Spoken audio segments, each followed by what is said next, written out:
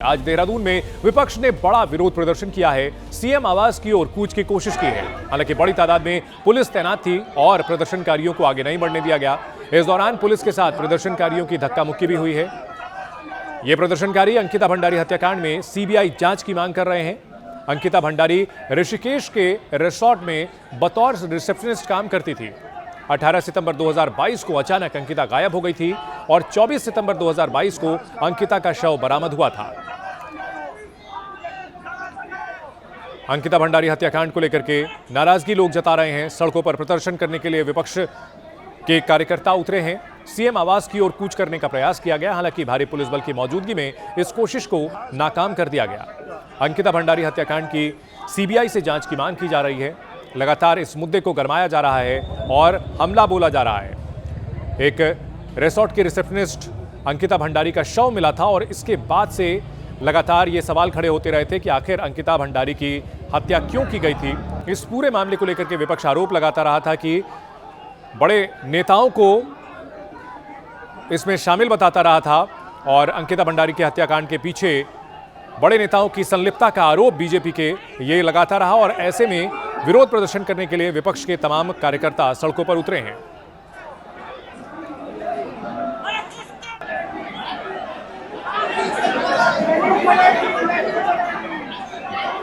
ये पूरा मामला क्या है ये आपको बता दें। 18 सितंबर 2022 को अंकिता लापता हो गई थी। 24 सितंबर को शव बरामद किया गया था। अंकिता बेहद कम उम्र की थी और 24 सितंबर 2022 को इस पूरे मामले में एसआईटी का गठन किया गया। अंकिता भंडारी हत्याकांड को लेकर रिसोर्ट के मालिक पर गंभीर सवाल उठे थे। स्थानीय नेताओं की भूमिका पर भी सवाल खड़े किए गए थे। 3 आरोपियों को 30 मई 2025 को उम्र कैद की सजा सुनाई गई, लेकिन इसके बावजूद ऋषिकेश के रिसोर्ट में जो हत्या हुई थी अंकिता की, इस मामले में यह बताया गया कि कई रसूखदार लोगों को बचाया गया।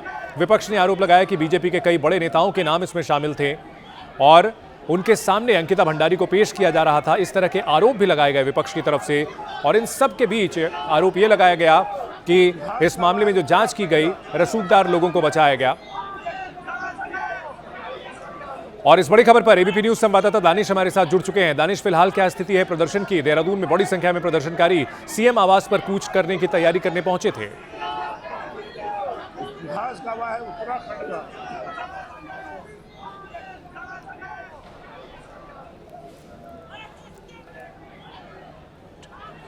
दानिश, हम आपसे दोबारा संपर्क करेंगे। तस्वीरें अलग अलग देखिए, कितनी बड़ी संख्या में अंकिता भंडारी हत्याकांड के खिलाफ लोग सड़कों पर उतरे हैं। पुलिस के साथ उनकी नोकझोंक भी हुई है, झड़प भी हुई है।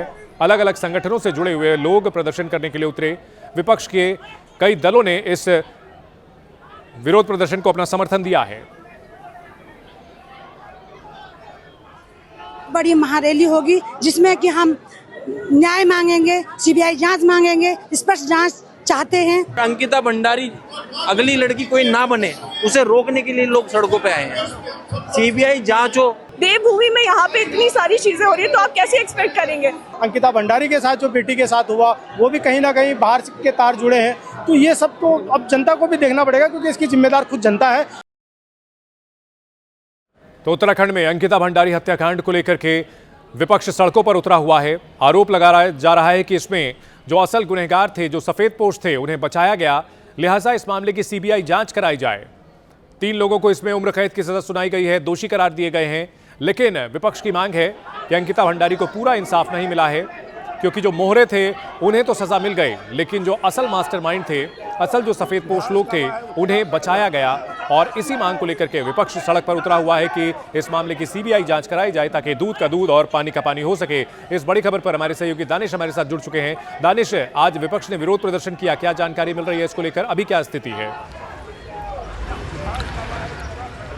देखिए चंदन, मैं आपको बता दूं फिलहाल स्थिति सामान्य है और प्रदर्शन फिलहाल समाप्त हो चुका है। प्रदर्शनकारियों ने कोशिश की थी कि किसी तरह से सीएम आवास तक पहुंच सकें और वहां पहुंचकर प्रदर्शन करें, लेकिन पुलिस ने प्रदर्शनकारियों को बीच में ही रोक लिया और उनको आगे नहीं बढ़ने दिया गया। ये प्रदर्शन कांग्रेस और तमाम अन्य दलों के द्वारा किया गया था। आपको बता दें कि अंकिता भंडारी हत्याकांड को लेकर के एक बार फिर से राजनीति गर्मा चुकी है। एक महिला ने सोशल मीडिया पर पोस्ट की, जिसके बाद लगातार प्रदेश भर में इसको लेकर के फिर से हंगामा शुरू हो गया। बता दें 2022 का मामला है। 2022 में ऋषिकेश के एक रिजॉर्ट में रिसेप्शनिस्ट थी अंकिता भंडारी, जिसकी हत्या हो गई थी, उसके बाद 4 साल बीतने के बाद एक बार फिर से इस मामले को गरमाया जा रहा है। एक महिला ने सोशल मीडिया पर आकर के पोस्ट की, उसने कहा कि उसके पास सबूत है कि इसमें कोई वीआईपी शामिल था, लेकिन उस वीआईपी का नाम सामने नहीं आया। फिलहाल इसको लेकर के पुलिस ने स्थिति साफ की है। पुलिस ने एसआईटी की उस रिपोर्ट का भी जिक्र किया है।